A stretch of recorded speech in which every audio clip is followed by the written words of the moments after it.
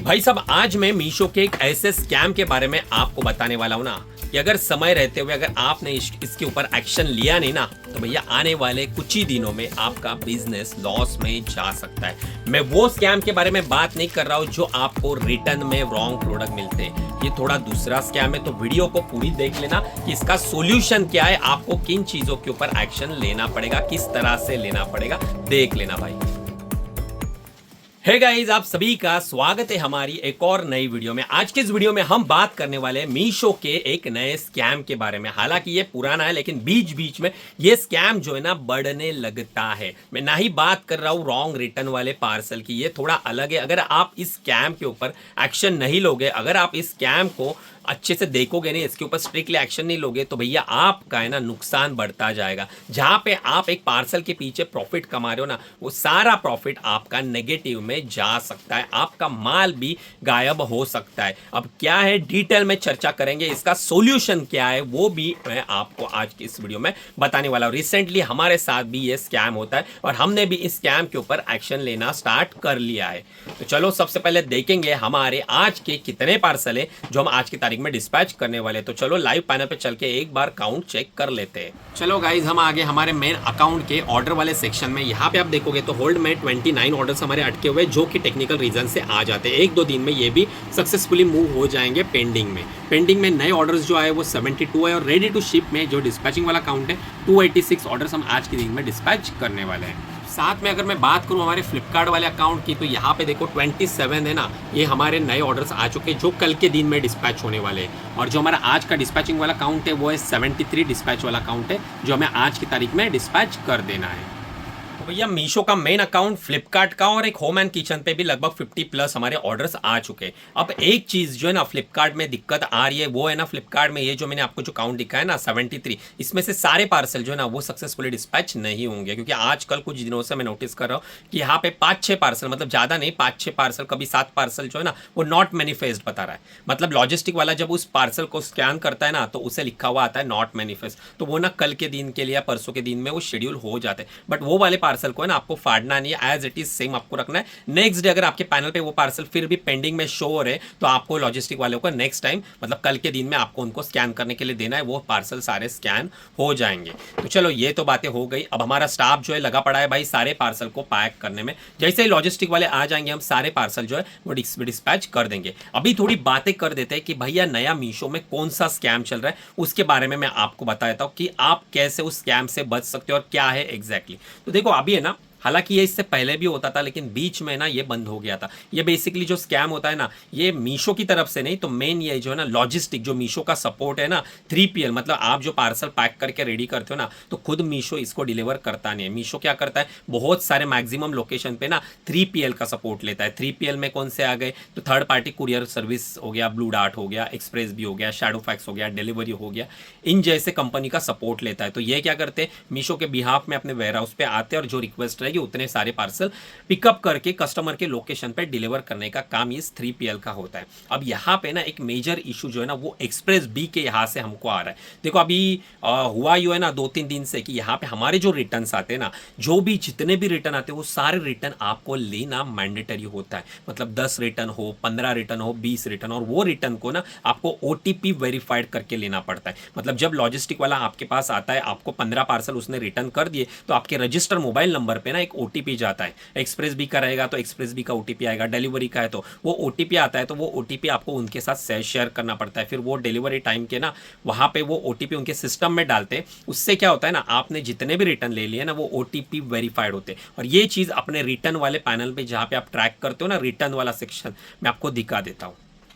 अब देखो गाइज, मैं मेरे RTO रिटर्न ऑर्डर वाला जो पैनल रहता है उसमें आ गया हूँ। यहाँ पे आने के बाद आपको डिलीवर्ड पार्सल में आना है और यहाँ पे आपके जो AWB नंबर रहेंगे ना उनके सामने यहाँ पे देखो ये 30 में दिख रहा है, इसके सामने ये जो ग्रीन टिक दिख रही है ना आपको, ये ग्रीन टिक होगी ना, इसका मतलब आपके पार्सल जो है वो OTP वेरीफाइड है। ये पार्सल जो आपने लिए हुए है, ये DTO है, इसके सामने आपने OTP दिया था, तो ये आपको एक्सेप्ट करना मैंडेटरी है और इसी चीज से आपको फॉलोअप भी लेना है। मतलब OTP देने के बाद ही आपको सारे पार्सल जो है ना वो एक्सेप्ट करने। लेकिन अभी यहाँ पे स्कैम किस तरह से हो रहा है ना कि यूजुअली क्या होता है ना, अगर ना बंदे ने 20 रिटर्न लेके आए ना तो वो 20 का ओटीपी आपके पास भेजता है। लेकिन अभी क्या हो रहा है ना, इनके पास से कुछ पार्सल गुम हो जाते हैं, इनके पास कुछ पार्सल होते ही नहीं है, लेकिन इनको तो डिलीवर करने पड़ते हैं वो पार्सल। अगर नहीं करेंगे तो इन्हें मार्क करना पड़ेगा लॉस्ट, और लॉस्ट मार्क करेंगे तो इनको खर्चा बैठेगा, मीशो को इनको कंपनसेशन देना पड़ेगा। तो वो केस में उससे बचने के लिए क्या करते हैं, फेक अटेम्प्ट करते।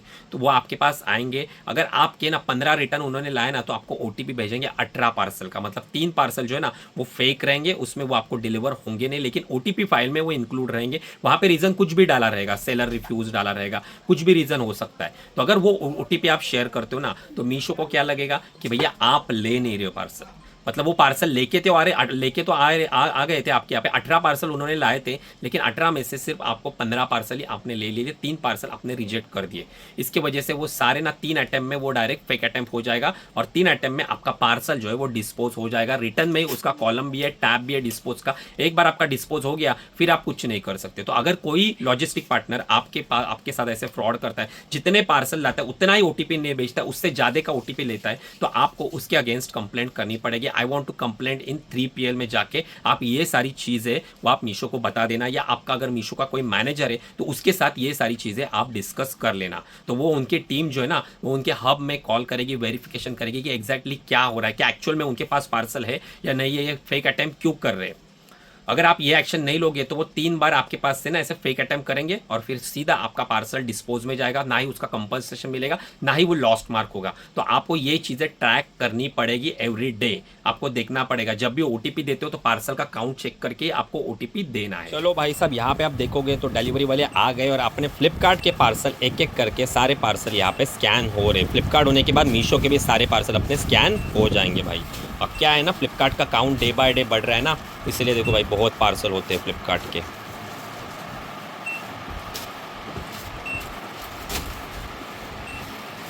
चलो भाई साहब, हमारे एक्सप्रेस भी और डिलीवरी लॉजिस्टिक के हमने सारे पार्सल जो है वो सक्सेसफुली डिस्पैच कर लिए। फ्लिपकार्ट भी हमारा सक्सेसफुली डिस्पैच हो गया है। अब एक और इंपॉर्टेंट चीज है, जो भी ये फेक अटेम्प्ट होते हैं ना उससे आपको बचना कैसे। एक तो मैंने आपको बता दिया, अगर ओटीपी स्कैम हो रहा है, अगर आपके पास कम पार्सल डिलीवर हो रहे हैं और ओटीपी ज्यादा नंबर्स का आपके पास से मांगा जा रहा है तो उसके अगेंस्ट आपको 3PL में जाके कंप्लेंट करनी है। लेकिन बंदा आपके पास से ओटीपी मांग नहीं रहा है, ऑफिस से फेक अटेम्प्ट कर रहा है। बहुत बार क्या होता है ना, आपके पैनल पे फेक अटेम्प्ट हो जाते हैं लेकिन आपको पता नहीं होता है कि कैसे आइडेंटिफाई करते। तो वो थोड़ा देख लेना और उसका क्या सोल्यूशन है, कौन से पाथ में आपको उसके लिए टिकट जो है ना वो मीशो में रेस करना है। यहाँ पे देखो गाइज, आपको डेली क्या करना है ना, इवनिंग के टाइम पे ना आपको आना है रिटर्न में आउट फॉर डिलीवरी है ना, मतलब आज के दिन में कितने पार्सल ना आपको डिलीवर होने वाले ये देखना है। लेकिन ये शाम के समय पे देखना है, जब आपके सारे पार्सल ना डिस्पैच हो जाएंगे ना उसके बाद आपको देखना है। फिर आप यहाँ पे नीचे आओगे ना तो कुछ फेक आइटम अगर आपके पैनल पे दिखते हैं, जैसे कि यहाँ पे देखो एक्सप्रेस बी की तरफ से ना ये सेकंड अटेम्प्ट चल रहा है, देखो ये फेक अटेम्प्ट हो रहा है, ये फेक अटेम्प्ट हो रहा है। तो ये फेक अटेम्प्ट है। तो अगर आपके साथ भी ऐसे फेक अटेम्प्ट हो रहे हैं तो इसको आपको क्या करना है, ये AWB नंबर और ऑर्डर आईडी दोनों को आपको कॉपी करना है।